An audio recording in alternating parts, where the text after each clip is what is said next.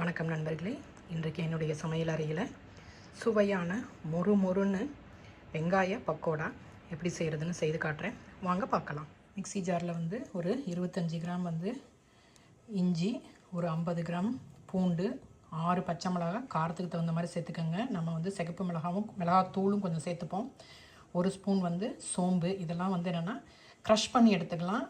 நீங்கள் அம்மியில் நசுக்கி எடுத்துக்கணும்னா நசுக்கி எடுத்துக்கலாம். இந்த மாதிரி க்ரஷ் பண்ணி எடுத்துக்கலாம். வெங்காயம் 3 வெங்காயம் எடுத்துருக்கிறேன். இது 1/2 கிலோ. இதை நம்ம பஜ்ஜிக்கு ஆனியன் பக்கோடாவுக்கு எப்படி நம்ம கட் பண்ணுவோமோ அந்த மாதிரி கட் பண்ணிக்கலாம். நான் கட் பண்ணிவிட்டு உங்களுக்கு காட்டுறேன். வெங்காயத்தை இந்த மாதிரி நான் கட் பண்ணியிருக்கேன். இதை இப்போ நல்லா ஒன்று ஒன்றா பிரித்து நல்லா உதுத்து விட்டுக்கலாம். நல்லா பெரிய பாத்திரமாக எடுத்துக்கோங்க, அகலமான பாத்திரமாக. நல்லா வெங்காயத்தை உதுத்து விட்டுட்டு அதில் 3/4 டீஸ்பூன் உப்பு சேர்த்துக்கோங்க. 1/4 டீஸ்பூன் பெருங்காயத்தூள், 1/2 டீஸ்பூன் மிளகாத்தூள் சேர்த்துக்கோங்க. அது கூட நம்ம நசுக்கி வச்ச இஞ்சி, பூண்டு, பச்சை மிளகாய், சோம்பு அதையும் சேர்த்துக்கலாம். கொஞ்சமாக ஒரு கைப்பிடி கருவேப்பிலையை நல்லா பொடியை நறுக்கி சேர்த்துக்கோங்க. கொஞ்சமாக புதினா இலையை சேர்த்துக்கோங்க, நிறைய சேர்க்காதீங்க. அதே மாதிரி ஒரு கைப்பிடி அளவுக்கு கொத்தமல்லி இலையும் நல்லா பொடியை நறுக்கி சேர்த்துக்கோங்க. இதெல்லாம் நம்ம கிளறி வச்சிடலாம். நல்லா கிளறி விட்டுட்டு ஒரு 1/2 மணி நேரம் வச்சிடலாம். இப்போ நம்ம உப்பு வெங்காயம் சேர்த்ததுனால அதில் தண்ணி விடும். அதில் நம்ம மாவை கலந்துக்கிட்டால் போதும். நம்ம தண்ணியே தெளிக்க தேவையில்லை. இப்போ பார்த்திங்கன்னா உங்களுக்கு லேசாக தண்ணி விட்டுருக்கோம் இதில். இப்போ இதில் நான் கடலை மாவு 1/4 கிலோ, அரிசி மாவு 100 கிராம் இதை நான் சேர்க்க போகிறேன். சேர்த்துட்டு நல்லா உதிரியாக இப்படி நல்லா அப்படி உதுத்து விட்டு நீங்கள் மிக்ஸ் பண்ணுங்கள். நல்லா போட்டு நசுக்கி விட்டு மிக்ஸ் பண்ண வேண்டாம். நான் ஒரு கையில் கேமரா பிடிச்சிட்டு இன்னொரு கையில் பண்ண முடியாது. ஆனால் உதுத்த மாதிரி அப்படியே மாவை பொலன்னு அப்படியே மிக்ஸ் பண்ணுங்கள். எப்படி தனித்தனியாக அப்படியே உதுத்த மாதிரி மாவு மிக்ஸ் பண்ணியிருக்கேன். இன்னும் பாதி மாவு மிக்ஸ் பண்ணணும். இப்போ பாருங்கள், உங்களுக்கு உதிரியாக இருக்குது.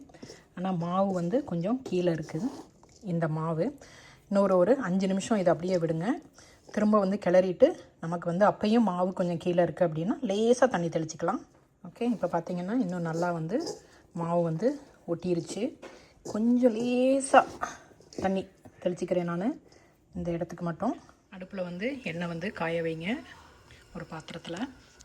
பக்கத்துலேயே நம்ம பக்கோடா எடுக்கிறதுக்கான அந்த கரண்டி எல்லாத்தையும் எடுத்து வச்சுக்கலாம். அதே மாதிரி வடித்தட்டில் ஒரு பேப்பர் போட்டு எடுத்து வச்சுக்கலாம். எண்ணெய் காஞ்சதும் வெங்காயத்தை நம்ம உதுத்து விட்டு தான் நம்ம இதில் போடணும். அப்படியே மொத்தமாக போடக்கூடாது, கையில் நசுக்கி போடக்கூடாது.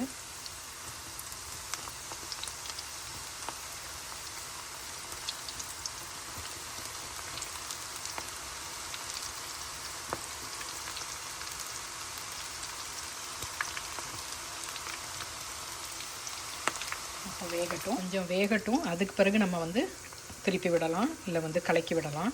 ஓகே, இப்போ உங்களுக்கு நல்லா வெந்துருச்சு. ரொம்ப நேரம் இதில் விடாதீங்க, கருகிரும்.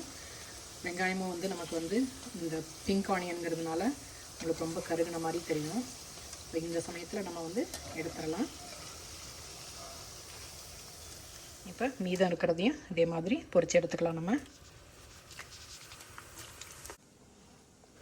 செம க்ரன்ச்சியாக அருமையாக இருக்குது. உங்களுக்கு இந்த ரெசிபி பிடிச்சிருந்ததுன்னா லைக் பண்ணுங்கள், ஷேர் பண்ணுங்கள், சப்ஸ்கிரைப் பண்ணுங்கள். என்ஜாய். தேங்க்ஸ் ஃபார் வாட்சிங்.